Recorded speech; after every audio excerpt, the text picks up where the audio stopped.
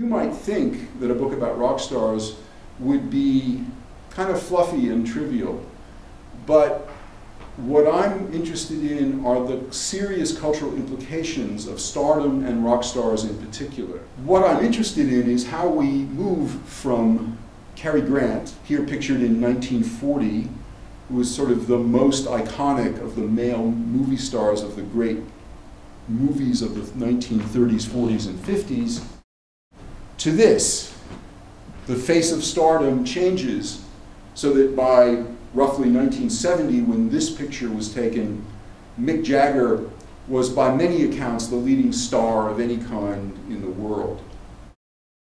Around that time, rock star replaced movie star as the standard name for someone who had great charisma or sex appeal, so that Bill Clinton was called a rock star, where a generation earlier, President Kennedy had been called a movie star. Robert Greenfield, a journalist who covered the Rolling Stones tour of 1972, observed that at that point a new kind of star had come along. And my book tries to investigate what that means. So not only how did we get from Cary Grant to Mick Jagger, but what it means that we moved from Cary Grant to Mick Jagger. My book investigates the cultural significance of 7 rock stars: Elvis Presley, James Brown, Bob Dylan, the Rolling Stones, the Grateful Dead, Joni Mitchell, and Bruce Springsteen. It tries to explore the meaning that they have as stars in the culture, beginning in the 1950s with Elvis and running up to the present, though the book suggests that stars since Springsteen have had less opportunity to have their visibility and significance due to changes in technology and the media landscape. Now, stardom itself, I think, is a much more serious phenomenon than most people take it to be. Most people, I think, confuse stardom and celebrity. But while all stars are celebrities, not all celebrities are stars. Stars are people who have achieved something in a skilled field, whether that be sports, Michael Jordan or Tiger Woods, or the movies, Meryl Streep, or music. Kim Kardashian is not a star because she's famous for being famous. Stars are important not only because they are a significant element of the aesthetics of the fields in which they participate. It makes a difference whether the person acting in a film is a movie star or not, or whether the rock performer is a star or somebody who we don't know as well. But also because the culture invests in these people and derives meaning from them beyond their work in their particular medium. My book investigates how these rock stars serve as icons for the larger culture, that they transcend pop music and become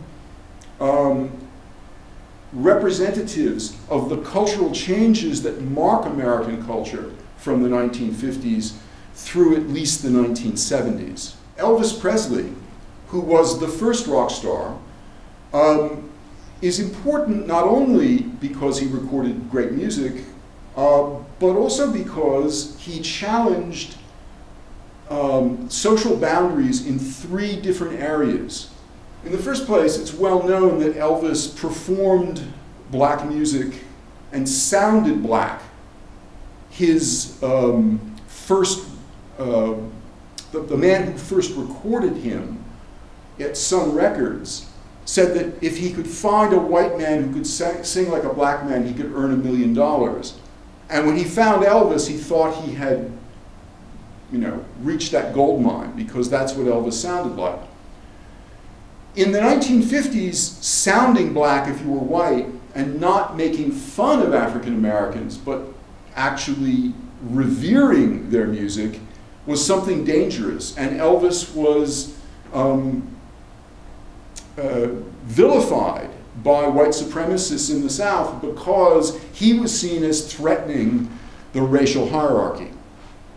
But Elvis also was the son of a common laborer. He was a genuinely working class kid. And he performed as a working class kid. Unlike Frank Sinatra, who also had working class origins, Elvis didn't dress up in tuxedos and put on an air of sophistication. He didn't act bourgeois. He performed as a member of the class that he belonged to. Now in the 50s, that was also dangerous because this was the moment of a juvenile delinquency crisis. And middle-class parents were worried that their children were being badly influenced by working-class kids who happened to be in the same high school. And as evidence, they would point to leather jackets and dungarees or blue jeans that teenagers were starting to wear for the first time. Elvis was part of challenging that class hierarchy which was going on in the 50s in many registers in American culture. Now finally, and this is the most surprising thing, I think, from my research into Elvis, is that he also challenged gender boundaries. Elvis performed, and this picture is from Elvis on the Milton Berle show in the summer of 1956 doing the song Hound Dog. When he performed and danced, he was likened by commentators to someone performing striptease. He was said to bump and grind. What people were recognizing there is that Elvis was behaving in that kind of performance as if he were a woman, because at that time men did not display their bodies as sexual objects. And Elvis, in violating that taboo, in a sense feminized himself. He brought out the elements of gender ambiguity. Some people have called this transvestism, but in fact Elvis, as you see, didn't dress like a woman. But he did do things that made people think he was more like a woman, and that also challenged a in-place gender hierarchy that was not much challenged then. In the 60s, the Beatles will come along with their long hair, and Mick Jagger with his much more androgynous appearance and behavior, and challenge those boundaries even more substantially. Now, my book continues to talk about the way in which the other figures represent cultural changes from the period that they performed in. So, for example, James Brown was significantly connected to the civil rights movement and to Black Power. Bob Dylan challenged notions of cultural hierarchy, and so on. My book, I hope, shows how these significant rock stars made a difference in our cultural life.